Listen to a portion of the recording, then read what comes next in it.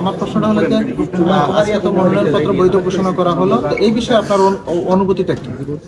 না, আলহামদুলিল্লাহ, আপনারা জানেন যে আসন্ন ত্রয়োদশ জাতীয় সংসদ নির্বাচনে হবিগঞ্জ 4 চুনারগড় মাধবপুর থেকে আমাকে যেহেতু সুন্নি জোট থেকে আমাকে মনোনয়ন দেওয়া হয়েছিল। আলহামদুলিল্লাহ, আজকে সে বিধি মোতাবেক নির্বাচনী যে নিয়ম কানুন আছেন, আজকে যাচাই বাছাই ছিল হবিগঞ্জ রিটার্নিং কর্মকর্তার সম্মুখে। আলহামদুলিল্লাহ, আজকে আমার মনোনয়নপত্র বৈধ ঘোষণা করা হয়েছে। আমি হবিগঞ্জ 4 চুনারগড় মাধবপুরবাসীর প্রতি নিরন্তর ভালোবাসা জ্ঞাপন করছি এবং দেশবাসীর কাছে আমি দোয়া কামনা করছি। আরেকটা বিষয় হলো যে নির্বাচনে কি আপনি কোনো ধরনের থ্রেট বা অন্য কোনো কিছু আপনি করছেন কিনা, মানে ফিল করছেন কিনা?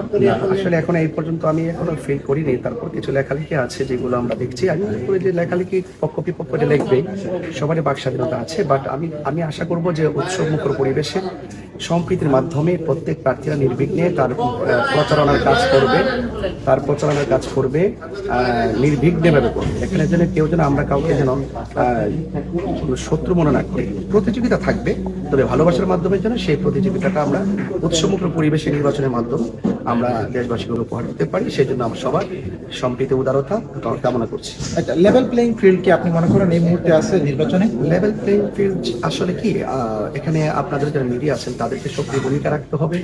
লেভেল প্লেইং ফিল্ড থেকে যদি আপনি দেশব্যাপী তুলে ধরতে চান, তাহলে আপনাদের মিডিয়াগুলো নির্বাচনের যে প্রেক্ষাপটগুলো আছে সেখানে আপনাদেরকে খুব দৃঢ়তার সাথে অবস্থান নিতে হবে এবং পাশাপাশি আইন শৃঙ্খলা বাহিনীকে অত্যন্ত তৎপর হতে হবে। এবং বিশেষ করে আমি আশা করব পুলিশ বাহিনীর পাশাপাশি আমাদের সেনাবাহিনী যারা রয়েছেন প্রত্যেকের যৌথ অংশগ্রহণে, প্রশাসনিক অংশগ্রহণের মাধ্যমে যেন নির্বাচনটা যেন লেভেল প্লেইং ফিল্ডে যেন একদম নির্বাচনী যে সংবিধান রয়েছে সেই সংবিধানের আলোকে যেন সুষ্ঠু হয় এবং শান্তিপ্রিয় হয়। সেই জন্য আমি প্রশাসন এবং আপনাদের যারা সাংবাদিকরা রয়েছেন তাদেরকে বলবো একদম একটি গুরুত্বপূর্ণ ভূমিকা পালন করার জন্য আমি অনুরোধ করছি। শেষ একটা ছোট্ট একটা প্রশ্ন আরেকটা হলো যে আপনাদের 10 জন প্রার্থী ছিলেন, 10 জন প্রার্থীর মধ্যে 5 জন প্রার্থীর মনোনয়নপত্র বাতিল করা হয়েছে, 5 জন প্রার্থী বর্তমানে আপনারা মাঠে আছেন।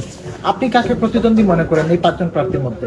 এখানে আসলে এটা তো আমরা মাঠে যেহেতু এসেছি, আমি কাউকে প্রতিদ্বন্দ্বী না, এখানে প্রতিযোগিতার জন্য আসলে এসেছি। প্রতিযোগিতার মাধ্যমে হয়তো আল্লাহ পাক যাকে যেভাবে লিখে রেখেছেন তাকদিরে যারা আছে সে হয়তো দায়িত্বে আসবে। সে আল্লাহ পাকের যে উত্তম পরিকল্পনা, সেই পরিকল্পনার উপরেই আমি আশাবাদী এবং আশা করি মানুষের ভালোবাসা, আন্তরিকতা এবং সাপোর্ট নিয়ে আমি এগিয়ে যাব। তবে আল্লাহর পরিকল্পনা যা আছে তার উপরে আমি অপেক্ষা করলাম ইনশাআল্লাহ। ঠিক আছে।